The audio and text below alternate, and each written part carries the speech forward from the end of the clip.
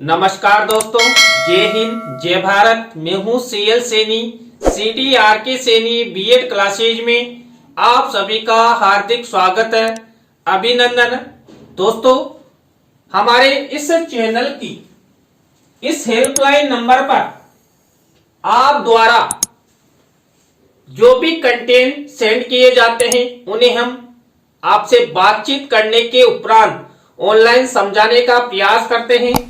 दोस्तों, आज की लाइव क्लास के अंतर्गत हम meaning and definition of knowledge building यानी कि ज्ञान निर्माण का अर्थ एवं ज्ञान निर्माण की परिभाषाओं के बारे में आपसे लाइव चर्चा करेंगे। तो दोस्तों, आप सब बने रहें हमारे साथ, हमारे इस चैनल के साथ।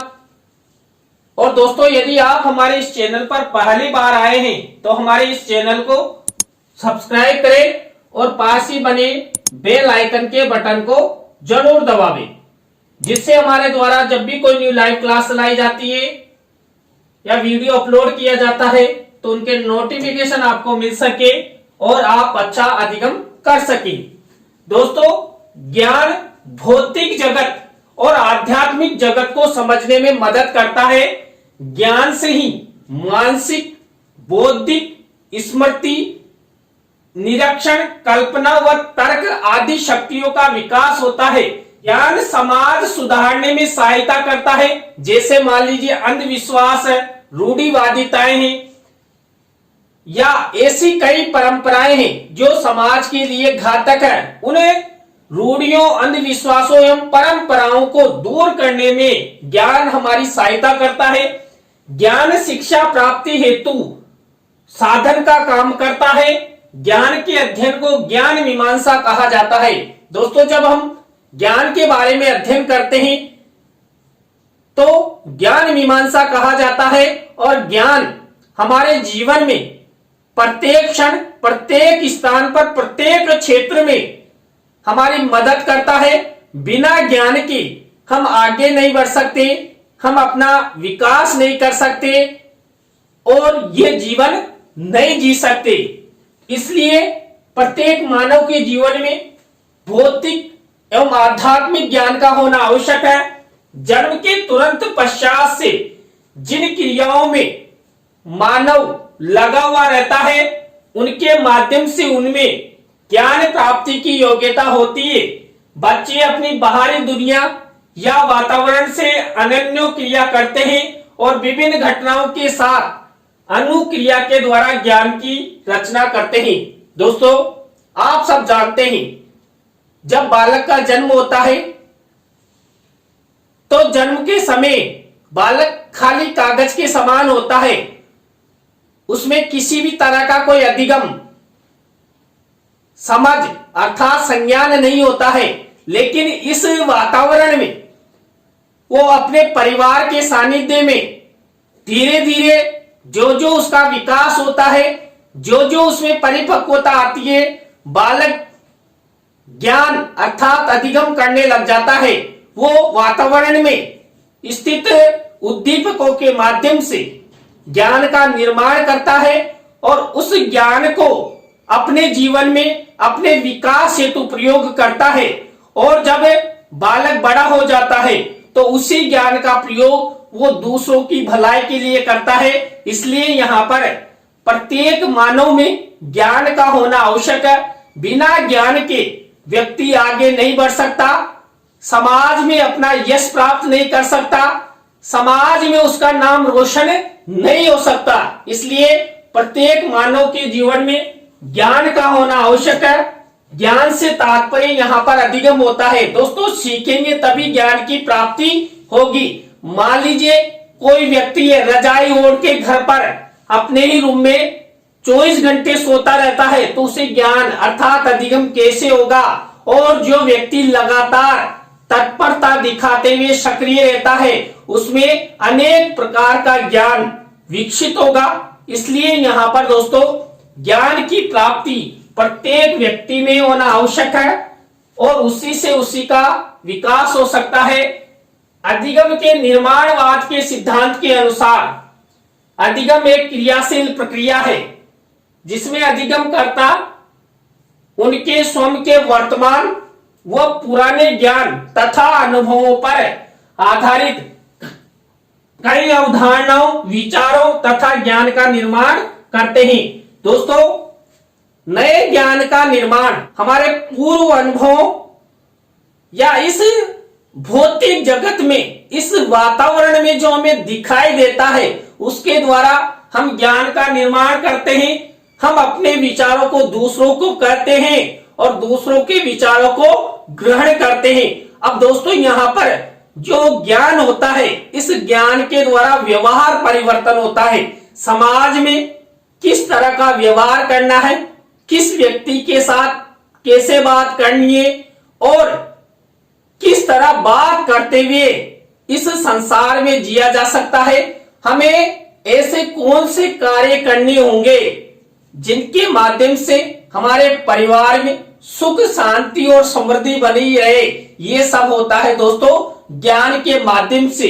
अर्थात जिस व्यक्ति में अच्छे अनुभव है, अच्छा ज्ञान है, वही व्यक्ति अपने जीवन को सफलता की ओर ले जा सकता है और वही व्यक्ति अच्छे अधिगम कर सकता है। ज्ञान प्राप्त करने या ज्ञान के पुनरुत्पादन करने के स्थान पर ज्ञान निर्मित किया जाता है। वस्तुतः ज्ञान एक स्थिर वस्तु का संप्रत्यय नहीं है, बल्कि ज्ञान के बारे में व्यक्ति के स्वयं के अनुभव उसे नए रूपों में निर्मित करते रहते हैं। दोस्तों, हमारे जीवन में जो पूर्व अनुभव होते हैं, इन्हीं पूर्व अनुभवों के द्वारा नए ज्ञान का सृजन होता है। देखिए, हम जब प्राथमिक विद्यालयों में पढ़ते हैं तो हमारा ज्ञान सीमित होता है, लेकिन जो ही हम उच्च स्तर पर जाते हैं तो हमारा ज्ञान बढ़ता हुआ चला जाता है। अब दोस्तों, उच्च कक्षाओं में जो पूर्व कक्षाओं का अनुभव है, ज्ञान है, वो वहां पर सहयोग करता है। दोस्तों, मान लीजिए आप उच्च कक्षाओं में अच्छी तरह पुस्तक पढ़ना जानते हैं, लेकिन आपने पूर्व कक्षाओं में सबसे पहले क्या किया, वर्णमाला का ज्ञान किया, अर्थात स्वर, व्यंजन और मात्राओं का ज्ञान प्राप्त किया। तभी जाकर आप अच्छी तरह पुस्तक पढ़ना या सेंटेंस निर्माण करना सीखे हैं। तो दोस्तों, प्रत्येक मानव के जीवन में पूर्व ज्ञान वर्तमान ज्ञान पर प्रभाव डालता है और नए ज्ञान का सृजन करता है। तो यहां पर ज्ञान पूर्व अनुभवों के द्वारा लगातार बढ़ता हुआ जाता है। तभी तो कहा जाता है कि यार, इस व्यक्ति में तो बहुत सारे अनुभव है और इसमें लोगों को मोह अपनी ओर आकर्षित करने की कला है। बच्चे अपने अनुभवों को सूत्रबद्ध करके सार्थक ज्ञान की रचना कर सकते हैं। इंद्रियगत अनुभवों की ज्ञान निर्माण में महत्वपूर्ण भूमिका होती है। बच्चों का अनुभव अवधारणाओं के माध्यम से संज्ञान में तब्दील होता है और भाषा के माध्यम से इसे ज्ञान के रूप में सजोया जाता है। दोस्तों, जो हमारे शरीर की इंद्रियां हैं, ज्ञानेंद्रियां हैं, ये भी ज्ञान के निर्माण में महत्वपूर्ण भूमिका निभाती है। दोस्तों, हमारी जो ज्ञानेंद्रियां हैं, ये सक्रिय होगी, प्ले होगी, तभी हम लोग नई क्रिया कर पाएंगे और नई क्रिया करने के पश्चात पूर्व ज्ञान के आधार पर नवीन ज्ञान का निर्माण करेंगे और यहाँ पर जो व्यक्ति या बालक होते हैं उसमें संज्ञान अर्थात समझदारी विकसित होगी। और समझदारी आना ही क्या होता है दोस्तों, ज्ञान की प्राप्ति होना है। जिस व्यक्ति में समझ अच्छी तरह विकसित हो जाती है वही ज्ञानवान माना जाता है। उदाहरण से देखें, यहाँ पर कक्षा 10 के एक विद्यार्थी ने कही एक पुस्तक की आत्मकथा पर निबंध पढ़ा। उसने यह ज्ञान प्राप्त किया कि आत्मकथा लेखन की शैली कैसी होती है। दोस्तों, मान लीजिए कक्षा 10 के छात्र ने कोई आत्मकथा पढ़ी। अब उस आत्मकथा का लेखन कैसे किया गया, ये छात्र ने देखा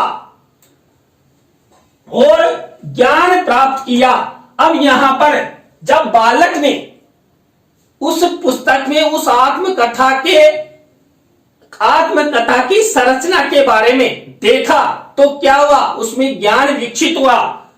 अपने पुनरुत्पादन से उत्साहित होकर उसने विद्यालय पत्रिका में प्रकाशनार्थ भारत माता की आत्मकथा की रचना का संकल्प किया।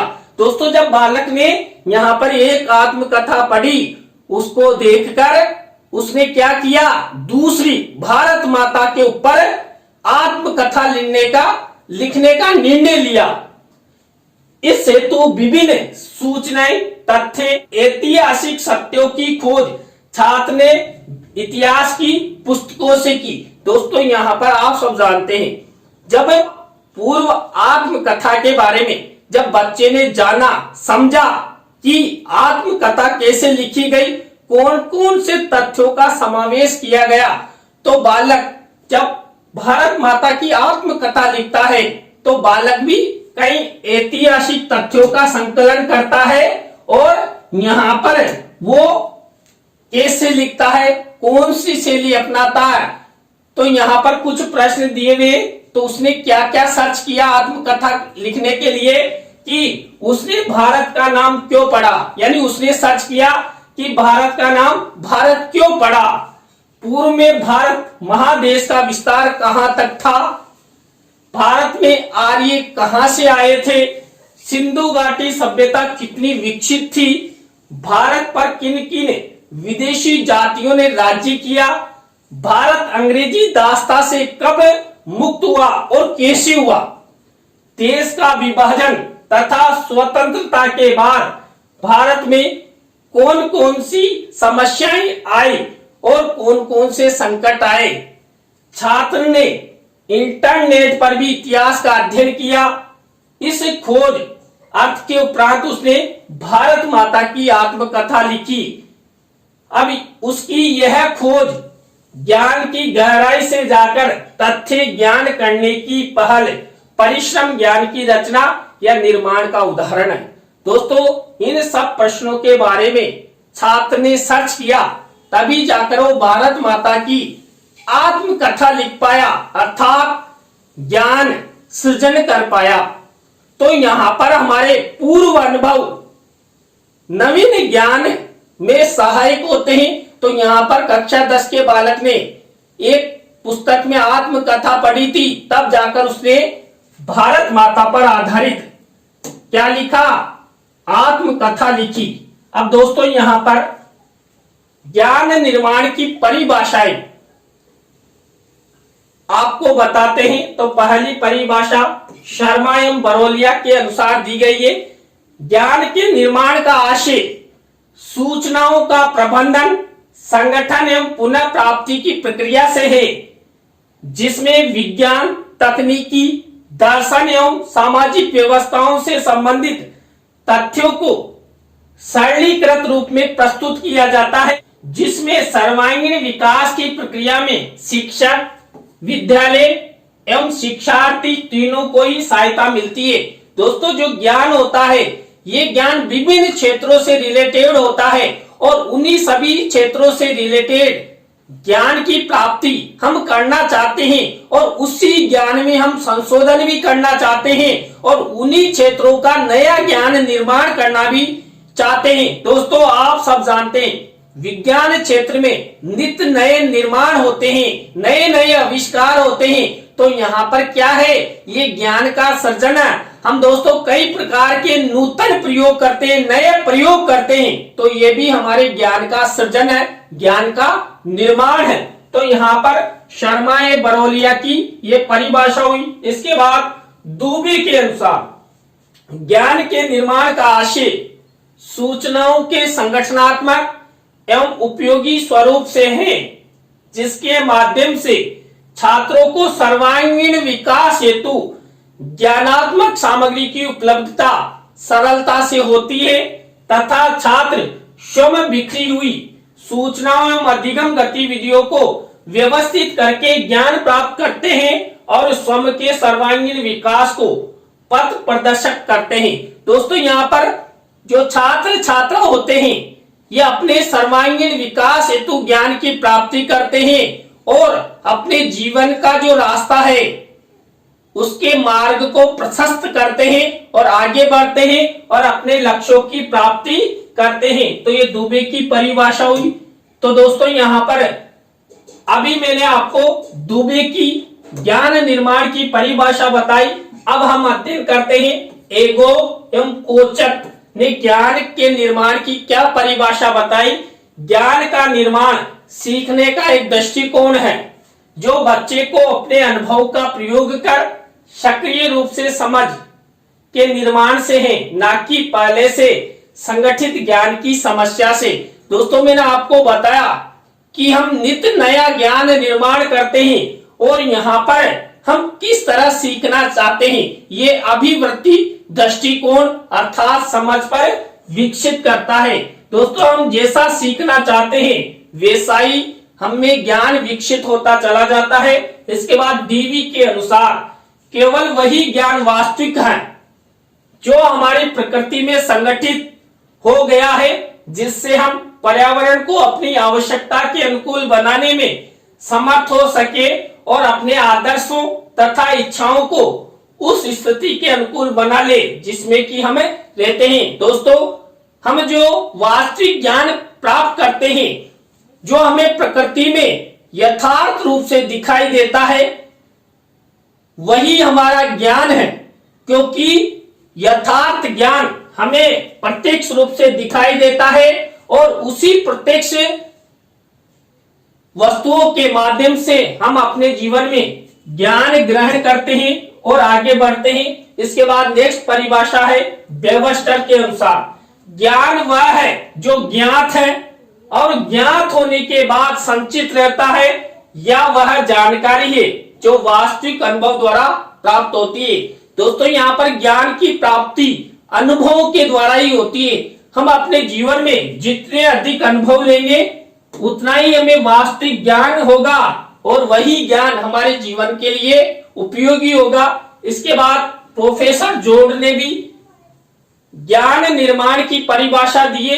ज्ञान हमारी उपस्थिति, जानकारी और अनुभवों के भंडार में वृद्धि का नाम है। दोस्तों यहाँ पर जो ज्ञान होता है, इस ज्ञान के माध्यम से हमारे जीवन में कई प्रकार की जानकारियां, कई प्रकार के अनुभव बढ़ते रहते हैं और उन्हीं जानकारी या अनुभवों के द्वारा हम अपने जीवन को सार्थक बना पाते हैं।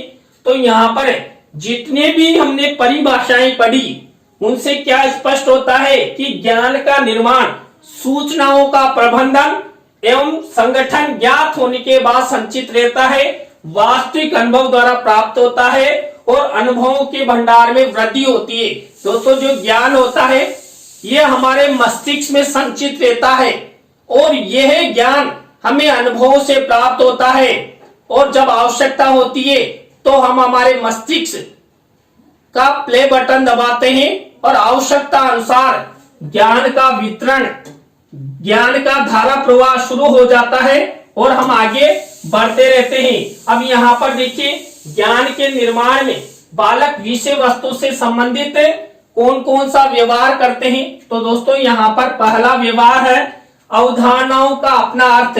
दोस्तों यहाँ पर छात्र ज्ञान के निर्माण में जो विषय वस्तु होती है, इस विषय वस्तु की अवधारणा का ज्ञान प्राप्त करते हैं। इसके बाद विचारों में वस्तुनिष्ठता लाते हैं। विचारों में वस्तुनिष्ठता लाएंगे तभी नए ज्ञान का सृजन हो सकेगा। इसी के बाद अधिगम परिणामों में भिन्नता होती है। दोस्तों प्रत्येक बालक में अधिगम अर्थात ज्ञान के निर्माण की क्षमता अलग अलग होती है, क्योंकि सभी अपनी बुद्धि का प्रयोग अलग अलग तरीके से करते हैं। तो यहाँ पर जो ज्ञान होता है, इस ज्ञान में जो सीखने के परिणाम हैं वो भी अलग अलग आते हैं। इसके बाद सृजनात्मक परिणाम। दोस्तों यहाँ पर सृजनात्मकता का निर्माण इस ज्ञान निर्माण के अंतर्गत बालक बालिकाओं में देखा जाता है।